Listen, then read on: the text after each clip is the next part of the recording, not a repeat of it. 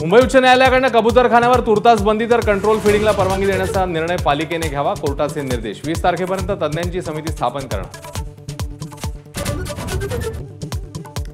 राज ठाकरेंनी मध्यस्थी करून कबूतरखान्याचा वाद मिटवावा, जैन मुनी निलेश चंद्र यांचं साकडं, हाती शस्त्र घेण्याचा इशारा मराठी माणसाला नसल्याची ही स्पष्टोक्ती।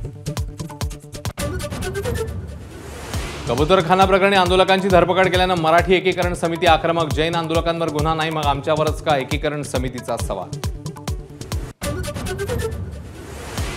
मुंबईत आलिशान निवासस्थान असूनही धनंजय मुंडेंना सरकारी निवासस्थानाचा मोह सुटेना, मुंबईत घर नसल्याचा बनाव, 5 महिन्यानंतरही सरकारी निवासस्थानी कब्जा कायम।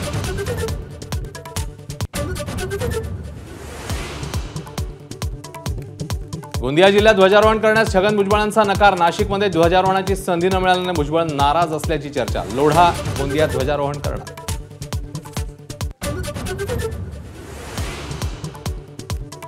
वांद्र्यातील एसआरए कार्यालयाबाहेर वंचित आघाडीचं आंदोलन, रखडलेल्या प्रकल्पासंदर्भात जाब विचारत वंचित आघाडी आक्रमक।